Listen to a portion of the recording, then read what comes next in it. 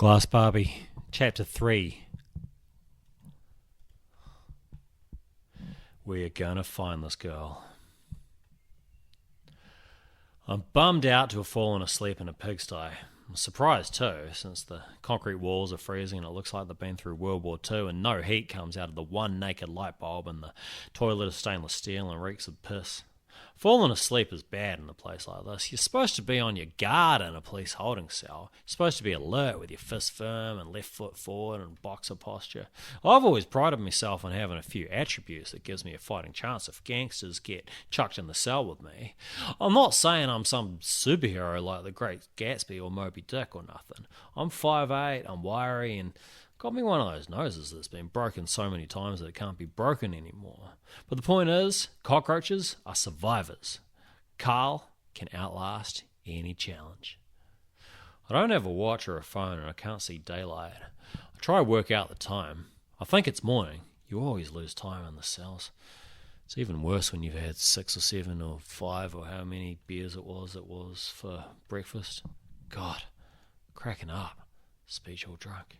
Yeah, 5 beers for breakfast. Yeah, pretty modest, pretty contained.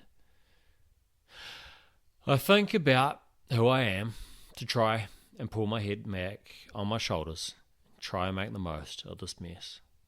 Because I got no idea when the boredom is going to end, I spit on my index finger and my thumb. I reach down my pants, I bend my wrist 90 degrees, and I massage my bumhole till it lets me in, and then I pull out this pill that's stashed so far up my ass that the cops are never going to find it. I peel the Glad wrap off it, give it a wipe on my shirt so it's clean, and then I gulp it down dry. It's fentanyl, fetty, chill pills, backdoor morphine, whatever you want to call it. It starts to melt my muscles. It cools down the cockroach and gets me relaxing. Rap, man, rap, I think. Art saves lives. Make poetry from your poverty. You're an MC. That's one of your things. You're an expert in the oral arts. Your stage name is Cockmaster Karl, the cock with all the roaches.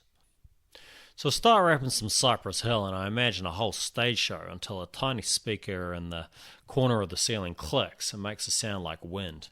Be quiet, says a voice from above. Then there's a whistling sound, and then a final click. Oh, you can't oppress me, I yell to the ceiling. Do you even lock up that nomad guy? Fucking hypoxia, man. If you want to get out of here today, I suggest that you stop acting up, the speaker responds, and the word is hypocrisy. Damn, Richie is listening. Let us out, snitch, I tell the ceiling again. But there's no response this time. Selective hearing. Look, because of the time I got locked up, I've missed the court van and I won't be appearing in court today, okay? I still get breakfast. That's all right. Get a little bowl of milk and a packet of cornflakes with no sharp edges and a tiny plastic bowl and a spoon with buzzy bee patterns. I guess it cheers me up a teeny tiny bit. I like buzzy bees. Or maybe I'm just blitzed on ass morphine and I like everything for the next couple of hours.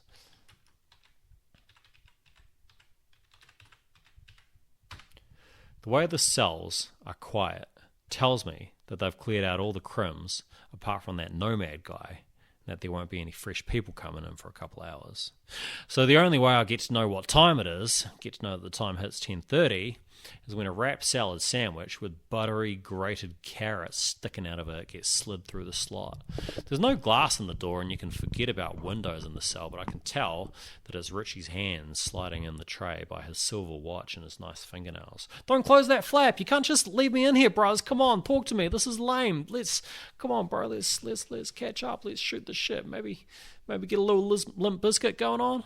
No music in the cell. Nah, gee, not Limp Bizkit, cuz you get a packet of wine biscuits, you take your pants off, and, last one to come on the biscuits, gotta eat it. This conversation is finished, Richie tells me. Oh, come on, give me one of those suicide blankets at least, them things as cozy as. I'll get you a blanket if there is no work of higher priority, he splutters. Presently, you, Karl, are not a priority. He disappears. I'm left there counting Mississippi 1, Mississippi 2 for a bit of variety. I stand in different corners of my cell. Ugh, fuck this place, man. I check out the view. The horizon is just cinder blocks. I find a cockroach. I pick the gorgeous golden fella up. I let him run over my fingernails, twitching those beautiful antlers, or I don't know, whatever you call that shit sticking out of roaches' heads. He wants me to stay, but I guide him back to the crack under the door that he came through. I nudge him on his way. I tell him to spread those wings that nobody thinks he has and fly, little roach bro, fly. After 10,000 bazillion years, the panel rattles and he slides the scuzzy blanket through. Stupid blanket doesn't even have any cool transformers on it. You can come through for questioning now, Karl.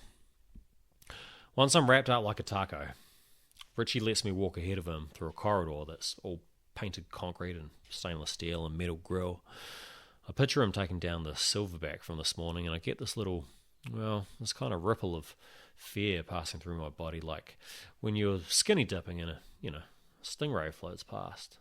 There's not been many times in my life that I feared little Dick. We grew up wrestling, and, whenever I got a concussion or if part of my brain died if I was in a chokehold too long, I always felt that it toughened my bones and my flesh, like how when Richie studied exotic fight techniques and he was always creative with weapons and he would always have an interesting way to win a fight. He wasted me with a vacuum cleaner one time when Mum had gone outside for a smoke and left us in the hallway with the Hoover. It wasn't the hard metal pipe that he got me with, it was the plastic hose, and he wrapped it around my wrists until I couldn't move my arms, and then he switched it on, and the pressure in the hose pipe squeezed my arms until they were purple. The Bros is a genius at fighting if you think about it. The baby-faced assassin, the ginger ninja. So I do my pimp strut past some empty cells, shoulders back, and then I plop into a seat in a tiny-ass room with, I count them, 4 cameras. One is mounted on a tripod, one is on a tablet fixed to some sort of dock on a filing cabinet, and there are cameras on the ceiling and the door. Just because I was too busy to go to an actual university doesn't mean I didn't go to the university of the streets. There's psychology attached to where a person sits in a room, I know that. I've watched enough to catch a predator to know this shit. I take the dominant seat to let Richie know that he hasn't completely erased me. I sit on the far side of the room. Yeah, with my back to the wall, and this sublimely tells little Dicky Snitchy Richie that he must take an inferior position, making him a weak little bitch. First thing I say to him is, this ain't about me stealing some shitty magazine, is it? Senior Constable Richard McMullan clears his throat. Congratulations to you, bro. You're a lean, mean, cleanly efficient cop. You got shitloads of control over me. But you're still a ginge, though. Sucks to be you. I want to make something clear, Rich goes. You will not breach the Crimes Act 2018 in my presence. You will not fight in public. You will pay for what you consume. And you will not embarrass me by stealing police property while you are visiting my place of work under the pretense of walking down memory lane. I fold my arms and I smear my chin against my neck, frowning. It's hard to make a double chin when most of your diet is smoke and fat won't stick to your body. It's important to let the prick know that this is a negotiation. My side of the table needs to carefully consider before responding to any offer. Because, Cockroach Karl, the Carlito, I am as important as any pig when it comes down to it. Bro, don't I get a cigarette and a coffee? Don't I get the right to have my work protected from theft while I support my staff to investigate a kidnapping? Oh, it wasn't a pretense, Rich. The memory lane thing, I want to see the old bros. Richie's about to say something smart and stern that'll shut me up and assert him as the crisper, better organised, more responsible and more powerful of the two of us, but he just snorts instead. Rich, what happened with that 1%er, that nomad? He was spoken to. He was held on a minor outstanding warrant. He won't be charged. I believe he's being released today. So you're going to let me go, same as that dude? I booked this room for an hour, Karl. I'm not going to talk about some shitty magazine for 60 fucking minutes. He looks around at the cameras and then looks back to me. After 10 long silent seconds staring in his eyes, he goes, Barbara Konstantinou. Tell me everything you know. Barbie? Oh, finally, thank fuck. I put my feet up on the desk. This may be, maybe a little bit bold of me, but hey, you do crazy shit when fentanyl melts ya. It's obvious by the way that he's staring at my shoes that he wants my disgusting ass smelly feet off his desk, but I figure that he is the bad guy for taking my shoelaces so that I can't hang myself. If he don't treat my feet with dignity, I am not going to treat his desk with dignity, so the stinky shoes stay on. Karl, the so-called Barbie so-called disappearance is a CIB matter. Me, I'm not a detective. Detectives are the only branch of police with the authority to disburse reward money on an investigation. And we both know you were sniffing around for the reward money. The family is wealthy, that's no secret. Now, if I were to receive information that led to the recovery of Mrs. Barbara Konstantinou, Ms. Konstantinou, I should say, or Miss, I wouldn't be appreciated firstly by CIB for taking their work away from them, nor would I be appreciated by my team for being an overachieving nerd who forgets his mates. He looks away. The truth hurts, bros. Karl, you're clearly in need of money. Most thefts that you have committed have been when you've been desperate for money. I don't want any more drapery stores broken into in my city. What, you still giving me shit for that? Who steals curtains anyway? Lace, weren't they, if I recall correctly? Oh, come on, gee, lace is expensive. I scored me like $300 worth that night. There's a market for that shit. Yeah, as well as vouchers, $500 in vouchers for a drapery store. Yeah, Don Drapery, motherfucker, that's me. Richie does the tiniest little laugh, squinting like there's a bee up his nose. I hadn't noticed the file that he's got on the table. It's got Barbie's mugshot printed on the front with the words Konstantinou, Barbara Ann. God, man. Thanks to the drugs, or whatever trauma she's packing, she lost her old sexy blonde Jessica Simpson thing.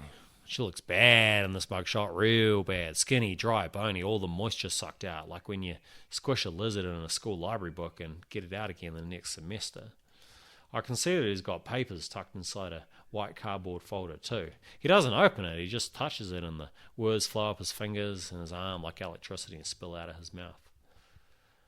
Barbara was last seen November 1st this year, Saxon's Ale House, Lower Dent Street. Now, Ms. Konstantinou's family have traditionally been about franchising the landscaping business, which I understand is fairly successful. What they do for a living may or may not have a bearing on the movements of Barbara.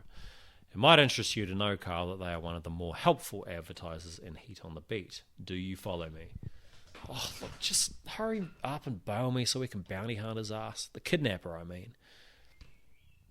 Karl, are you familiar with the street slang fish hooked? Bro, I invented street slang. Fish hooked is when a hot-ass little number has a hot little pipe, and that pussy pipe combo can haul even the biggest fish onto the wharf. And once he's on the wharf, that's him done forever. Dried out and thirsty. It's usually girls tricking boys. Pussy and a pipe that'll make a slave out of any man. Your language is just a poor... Look, I've been told CIB are exploring the avenue that Barbie is trading sex for drugs, and of course drugs could have taken her to all sorts of places that her parents will have trouble coming to terms with, such as into the company of organised crime. Richie drums his fingers on the table. I see he's got no wedding ring on. Hey Rich, what's the matter? You didn't get married? No girlfriend? No bit on the side? We're not discussing me today. Or maybe we oughta, because I've been holding back. You know what? Boys here at the station don't like you. Too fucking anal. Everyone knows you're a narc. They want you to get promoted out of the station, though. So they'll be keen as if you bring back Barb. The 3 Bs, bros. That's why you got to work with me. Carly. He takes a long, deep breath. He gets up and ushers me towards the door. Last chance. Is there nothing concrete you want to share that'll help us both?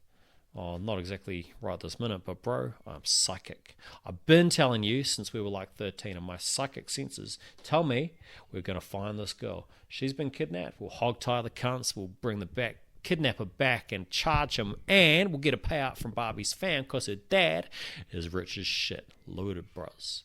And you'll get all the credit. Police Academy. He leads me back near my cell. He hesitates, frowning at the concrete floor. I can tell he's sitting on the fence.